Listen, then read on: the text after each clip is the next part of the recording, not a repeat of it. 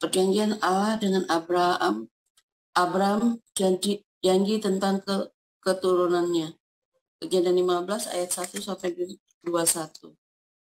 Kemudian datanglah firman Tuhan kepada Abram dalam suatu penglihatan. Janganlah takut, Abram. Akulah perisaimu, upahmu akan sangat besar. Abram menjawab, ya Tuhan Allah, apakah yang akan engkau berikan kepadaku?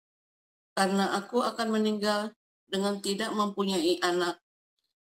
Dan yang akan mewarisi rumahku ialah Eliezer, orang Damsyik itu. Lagi kata Abram, engkau tidak memberikan kepadaku keturunan, sehingga seorang hambaku nanti menjadi ahli warisku.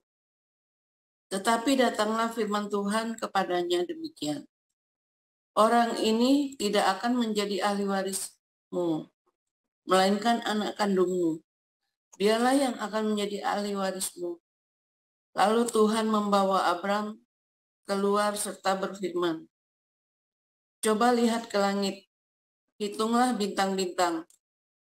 Jika engkau dapat menghitungnya, maka firman-Nya kepadanya, demikianlah banyaknya nanti keturunanmu. Lalu percayalah Abram kepada Tuhan, maka Tuhan memperhitungkan hal itu kepadanya sebagai kebenaran. Lalu firman Tuhan kepadanya, akulah Tuhan yang membawa engkau keluar dari Ur Kasdim untuk memberikan negeri ini kepadamu menjadi milikmu. Kata Abram, ya Tuhan Allah, dari manakah aku tahu bahwa aku akan memilikinya? Firman Tuhan kepadanya, ambillah bagiku seekor lembu betina berumur 3 tahun, seekor kambing betina berumur 3 tahun, seekor domba jantan berumur 3 tahun, seekor burung terkukur, dan seekor anak burung merpati. Diambilnyalah semuanya itu bagi Tuhan. Dipotong 2, lalu diletakkannya bagian-bagian itu yang satu di samping yang lain. Tetapi burung-burung itu tidak dipotong 2. Ketika burung-burung buas hinggap pada daging binatang itu, maka Abram mengusirnya. Menjelang matahari terbenam, tertidurlah Abram dengan nyenyak. Lalu turunlah meliputinya. Gelap gulita yang mengerikan. Firman Tuhan kepada Abram, ketahuilah dengan sesungguhnya bahwa keturunanmu akan menjadi orang asing dalam suatu negeri yang bukan kepunyaan mereka, dan bahwa mereka akan diperbudak dan dianiaya 400 tahun lamanya. Tetapi bangsa yang akan memperbudak mereka akan kuhukum. Dan sesudah itu mereka akan keluar dengan membawa harta benda yang banyak. Tetapi engkau akan pergi kepada nenek moyangmu dengan sejahtera. Engkau akan dikuburkan pada waktu lebih putih rambutmu. Tetapi keturunan yang keempat akan kembali ke sini. Sebab sebelum itu kedurjanaan orang Amori itu belum genap. Ketika matahari telah terbenam dan hari menjadi gelap, maka kelihatanlah perapian yang berasap beserta suluh yang berapi lewat di antara potongan-potongan daging itu. Pada hari itulah Tuhan mengadakan perjanjian dengan Abram dan berfirman, kepada keturunanmu lah kuberikan negeri ini, mulai dari sungai Mesir sampai ke sungai yang besar itu, sungai Efrat, yakni tanah orang Keni, orang Kenas, orang Kadmon, orang Het, orang Feris, orang Refaim, orang Amori, orang Kanaan, orang Girgasi, dan orang Yebus itu.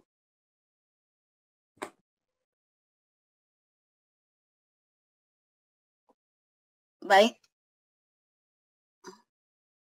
saya akan sambung. Firman Tuhan terambil dari Roma 4 ayat 1 sampai 25 berbunyi demikian. Jadi, apakah akan kita katakan tentang Abraham, bapa leluhur jasmani kita? Sebab jikalau Abraham dibenarkan karena perbuatannya, maka ia beroleh dasar untuk bermegah, tetapi tidak di hadapan Allah. Sebab apakah dikatakan nas kitab suci? Lalu percayalah Abraham kepada Tuhan, dan Tuhan memperhitungkan hal itu kepadanya sebagai kebenaran.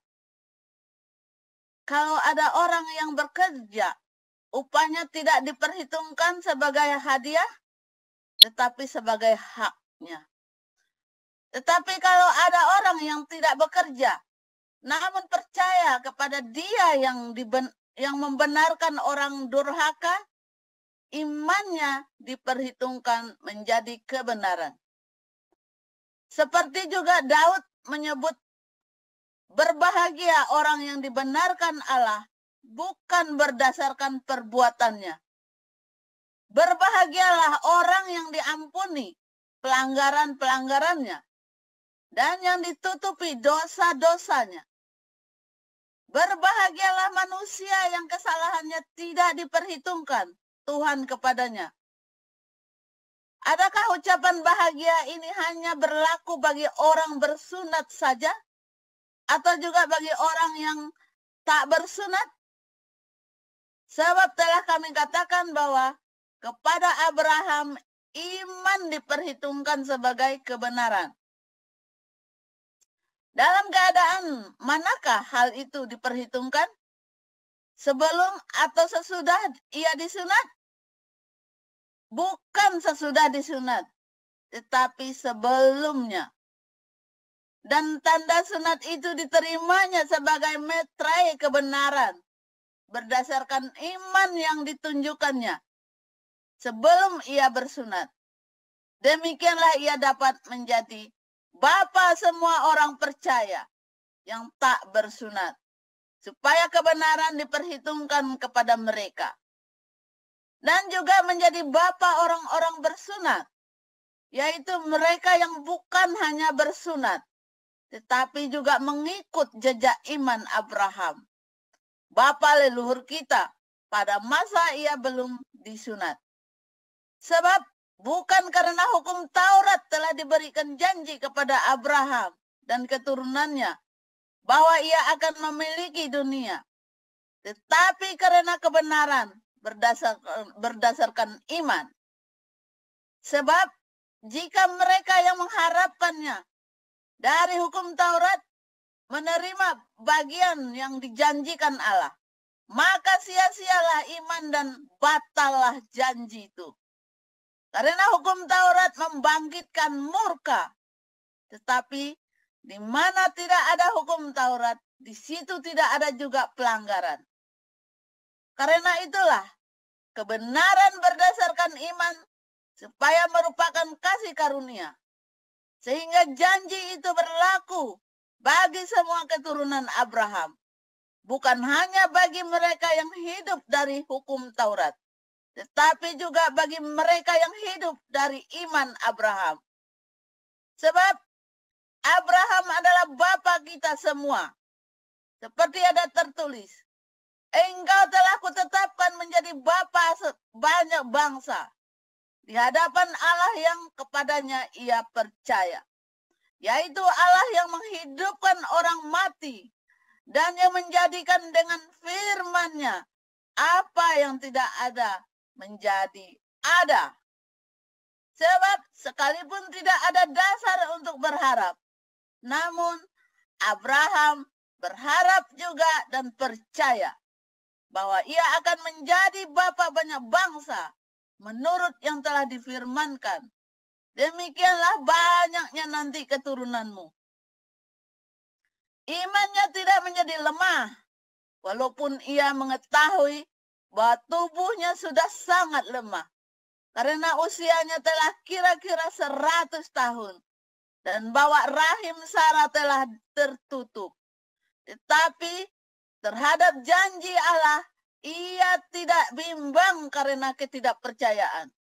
Malah ia diperkuat dalam imannya dan ia memuliakan Allah dengan penuh keyakinan bahwa Allah berkuasa untuk melaksanakan apa yang telah ia janjikan.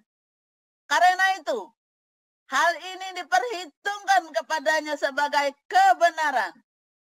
Kata-kata ini, yaitu hal ini diperhitungkan kepadanya, tidak dituliskan untuk Abraham saja, tetapi ditulis juga untuk kita, sebab kepada kita pun Allah memperhitungkannya karena kita percaya kepada Dia yang telah membangkitkan Yesus Tuhan kita dari antara orang mati, yaitu Yesus yang telah diserahkan karena pelanggaran kita dan dibangkitkan karena pembenaran kita.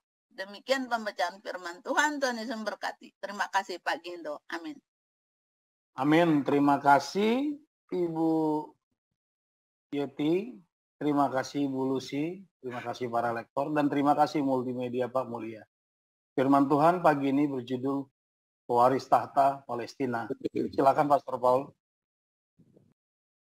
Haleluya, firman Tuhan selalu baru setiap hari bagi kita semua yang menantikan Tuhan dengan hati tikfah dalam penantian pengharapan yang benar, saudara ya. Saudaraku, ini cerita tentang Abraham, sudah beberapa kali kita bahas ya dulu ya, tentang sunat dan kebenaran karena iman. Kita kan melihat dari perspektif yang berbeda ya, saudara ya. Bukan cuma masalah imannya, tetapi bagaimana Abraham itu berbuah. Saudara, Abraham itu ketika dia dia mengenal, ya, dia percaya, ya, maka bukan seperti orang kayak Muhammad itu ya, cucuk di gua dapat Jibril begitu ya. Enggak itu saudara ya. Abraham itu sudah turun-temurun ya. Dia sudah turun-temurun, dia mendengar El Shaddai ini ya. Bagaimana sang El Shaddai ini adalah Allah yang Maha Besar dari zamannya Sem ya.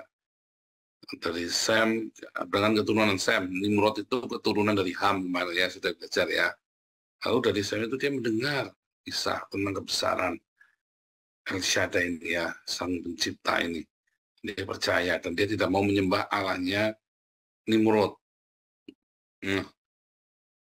Selama proses dia tahu ya ada El Shaddai ini, ya.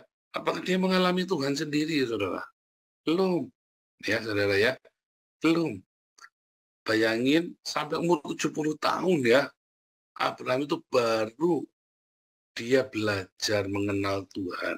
Apakah karena Tuhannya tidak peduli? Bukan. Karena, saudara bayangin, ini seorang chieftain ya, di dalam kerajaan itu, dia orang yang sangat sibuk, saudara. Dan Tuhan, bukannya Tuhan meninggalkan dia, tetapi Abraham yang terlalu sibuk buat urusan Tuhan. Nah itu saudara ya, Abraham yang terlalu sibuk untuk urusan Tuhan. Sampai satu ketika dia gegeran sama Nimrod ini ya. Nah disitulah dia mencari Tuhan sungguh-sungguh mulai. Ya kan, lalu Tuhan itu bilang, kamu pergi keluar sana. Ya, dari tanah ayahmu, dari rumah ayahmu, dari tanahmu, dari tanah ini. Ke tanah yang kuberikan, yang akan kuberikan kepadamu. Itu baru tuh ya, di dalam masa kesesakan, baru mulai cari Tuhan. Oh, salah dong. Ya enggak.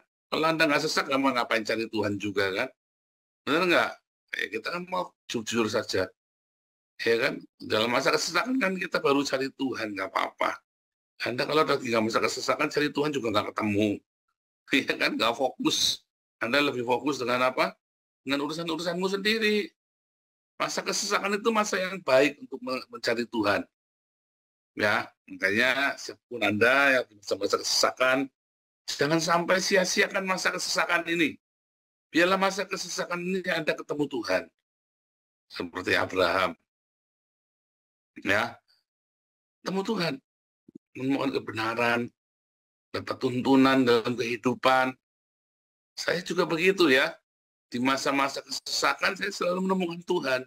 Dan selalu ada yang baru dalam masa kesesakan saya. Ketika saya mengalami perjumpaan dengan Tuhan. Nah, setelah kita mengalami Tuhan, apa mengalami Tuhan, saudara? Rema itu tadi. Ya, mengalami Tuhan itu kan berarti Anda mengalami rema. Bertemu dengan rema itu sendiri. Rema itu bekerja dan Anda melihat iya dan amin. Setelah Anda mengalami rema, kemudian Anda dalam prosesnya Anda berjalan bersama dengan rema itu tadi. Dituntun dengan rema itu. Ya, ketika Anda dituntun dengan rema, masalahnya banyak orang, ya, dia mendengar, tetapi dia tidak mau melakukan. Ya, karena remanya, firmannya itu nggak jadi rema. Dia berhenti di logos. Dan padahal Yesus berkata ya, berbahagialah orang yang mendengar logosku dan melakukannya. Belum jadi rema, saudara. Belum jadi rema. Tapi kamu bahagia kalau kamu dengar logosku, kalau kamu lakukan. Bahagia, Anda kan bahagia. Saya tidak cerita bahwa kamu akan ketemu Tuhan sekarang, enggak. Pokoknya kamu akan bahagia. Itulah sebabnya, ya, orang-orang yang belum percaya kepada Tuhan, ya, kepada Tuhan Yesus tentunya ya, dalam iman kita, orang Islam, orang Hindu, Buddha, orang Konghucu, orang Kelenteng, ya kan, orang ateis, tetapi dia melakukan apa yang tertulis dalam logos, ya, dalam logos, dalam Alkitab itu, dia akan bahagia, saudara. Dia akan bahagia. Tanpa dia harus menerima Tuhan Yesus. Masalahnya selamat apa enggak? Enggak urusan nanti. Yang penting bahagia dulu sekarang. Di dalam masa pencobaan, dia akan kuat karena dia melakukan. Ketika firman Tuhan melarang kita mata ganti mata, tetapi hasil amal semua ada, saudara, ya, orang-orang ateis, orang yang di luar Tuhan yang mengasihi sesama itu banyak. Dan dia akan bahagia di situ. Ya, yang belajar memberi, mereka charity, ya, sedekah, tanpa mereka percaya banyak, sudah, dan mereka bahagia, mereka melakukan, ya kan? Bukan kritikan. Nah, kalau charity nggak bakal membawa kita ke surga sih, bukan untuk surga charity-nya kita, ya. Kalau orang dunia saja mereka charity, sedekah, lah Anda yang ngaku-ngaku anak kerajaan Allah tidak mau sedekah kan kelewatan. Makanya, saudara, mereka diberkati. Ya, saya dulu diomongin tidak percaya ya.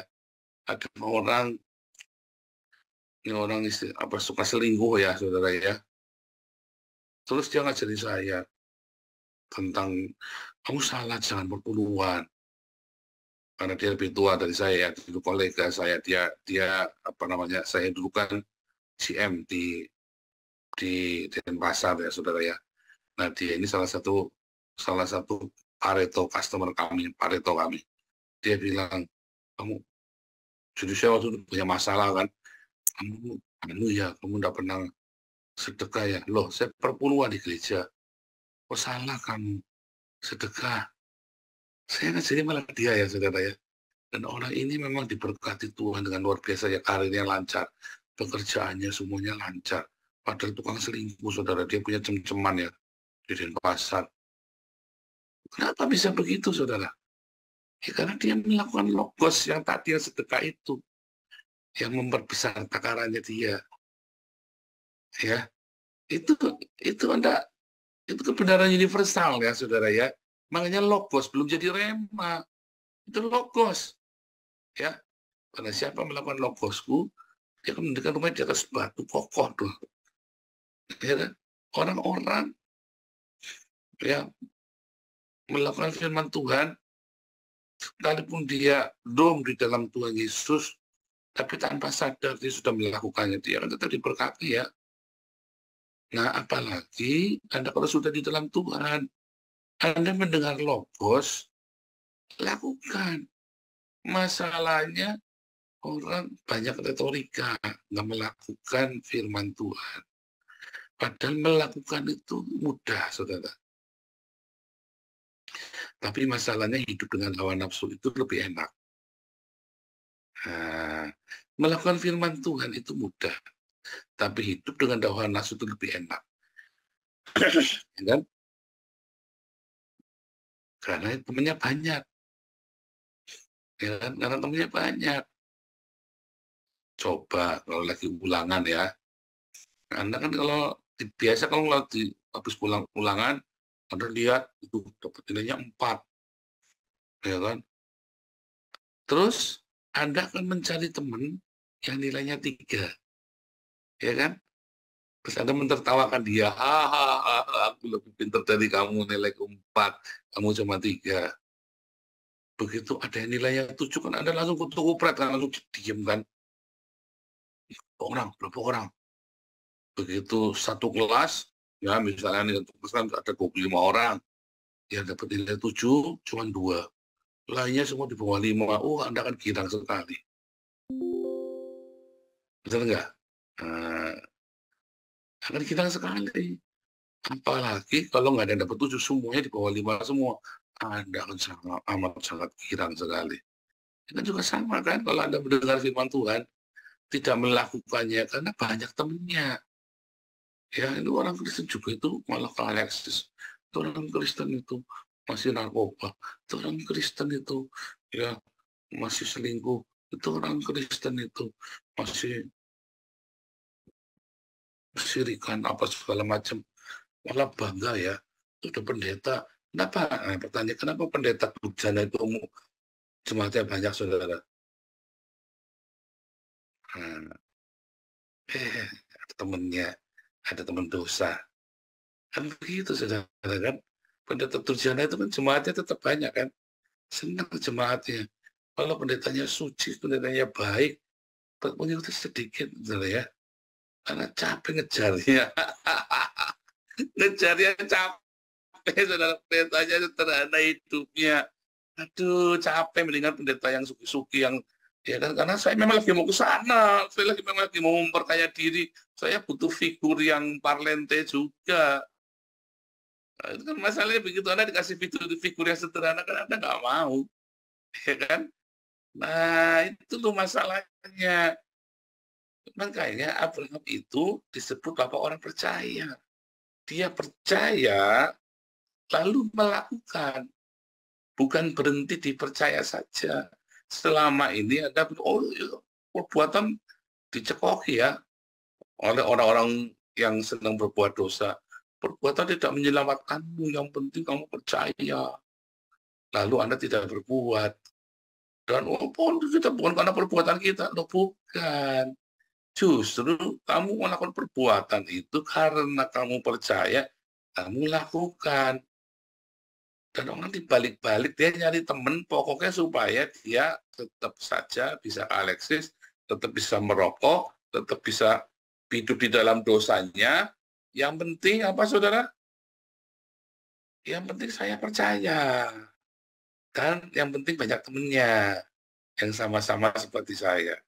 Senang dia, saudara, untuk belajar hidup kudus, hidup benar.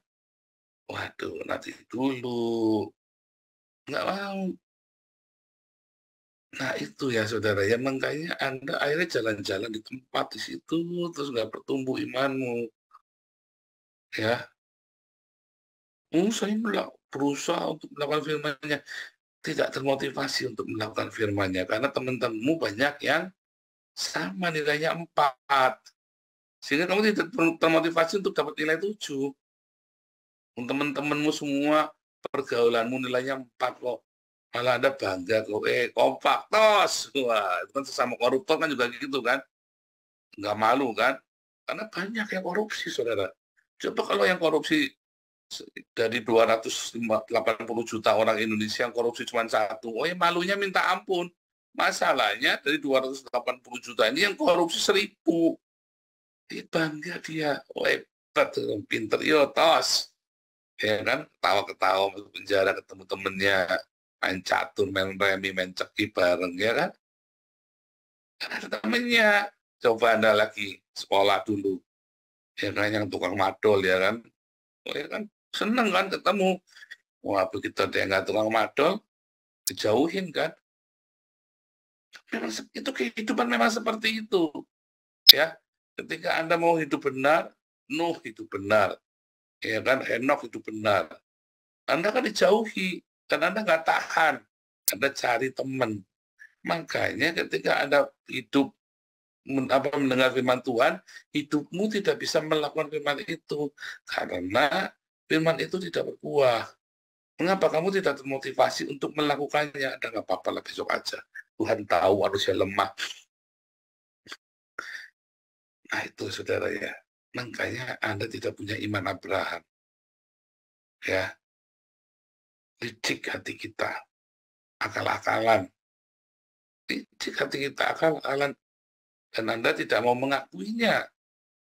Padahal ketika kita ngaku, iya ya aku salah. Mulai berubah. Tinggalkan pergaulanmu. Makanya pergaulan yang buruk itu merusak kebiasaan yang baik, saudara. Saya wanti-wanti selalu ya. Jangan tuntang-runtung sama orang yang menyepelekan, yang tidak menghargai firman Tuhan. Ya, jangan tuntang-runtung sama mereka. Kamu nanti sama tidak menghargai firman Tuhan, menjadi satu permata yang wah kalau mendengar firman Tuhan itu rasanya dengan rasa haus dan lapar dan rasa gentar dan apa yang dilakukan lagi. Ada pengalaman dilakukan lagi. Ya kan? Kalau saya mah kalau dapat rahasia baru, ilmu baru, tak lakukan, saudara ya. Masalahnya Anda kalau dapat ilmu baru kan buat bahan khotbah dan buat bahan khotbah orang. Repot, saudara. Anda dapat ilmu baru buat bahan ngotbahin orang. Harusnya Anda dapat ilmu baru, wah ini dia nih, bagaimana cara saya mengatasi, mensiasati kehidupan saya. Oke, saya lakukan ini. Ya kan? Tetapi Anda dapat ilmu baru buat ngotbahin orang. Wah, cocok ini, saya bisa ngotbahi papiku nih. Wah, aku sekarang bisa ngotbahi suamiku nih. Wah, aku sekarang bisa buat ngotbahi tanggaku nih, cocok nih adikku, kakakku bisa ngotbahi nih, ilmu baru nih. Anda dapat firman Tuhan, ilmu baru buat ngotbahin orang. Makanya nggak berbuah, nggak bisa. Anda dapat ilmu baru buat dilakukan supaya kamu bisa apa? Bisa menaklukkan badai hidup persoalanmu, saudara. Ilmu baru itu buat begitu. Lah Anda dapat ilmu baru di sini, malah buat ngotbahi orang, buat pinter-pinteran. Ya nggak dapat apa-apa. Karena firman-Nya itu buat kamu, bukan buat orang lain, bukan. Kalau kamu sudah lolos dari badai percobaanmu, ya, kalau kamu buat cerita sama orang. Begitu, saudara ya. Itulah proses iman Abraham. Abraham dibenarkan karena iman. Imannya yang kayak apa? Masalahnya, oh saya percaya. Kalau tidak ada, belum sampai melakukan, kamu itu belum percaya, saudara. Makanya saya juga bilang bolak-balik itu, ya, para petobat baru, ya, kalau sudah dibaptis, harus dibimbing sampai dia bersedekah. Sampai dia terbiasa bersedekah. Itu baru kamu lihat, oh ini sudah. Kalau dia belum bersedekah, jangan dilepas, dituntun dulu, saudara. Ada yang nuntutnya masih setahun, ada yang nuntutnya sampai 5 tahun, ada yang sampai 10 tahun masih minta-minta. Kadang Anda nggak kasih tahu, Anda kasih tahu. Kamu kudu sedekah. Nanti biasanya banyak alasannya. Tapi kalau dia lahir baru, biasanya dia terus langsung. Ya, jadi harus tuntutannya melakukan firman Tuhan. Jangan terus bodoh-bodoh amat. Jangan ya. Iman itu yang benar harus berbuah perbuatan, saudara ya. Kalau nggak berbuah perbuatan itu imannya mati, bohong, ya. Itu ya. Maka kamu nanti akan berbuah lebat kehidupanmu. Kehidupanmu berbuah lebat, maka kamu akan berhasil. Ya. kamu akan menjadi kekasihnya Tuhan. Kamu kerjaan apa saja jadi sukses, keluargamu bahagia, sakitmu disembuhkan, ya, segala persoalan hidupmu kamu taklukkan. Karena iman kamu adalah iman yang hidup, yang berbuah seperti Abraham. Ya, Tuhan Yesus memberkati.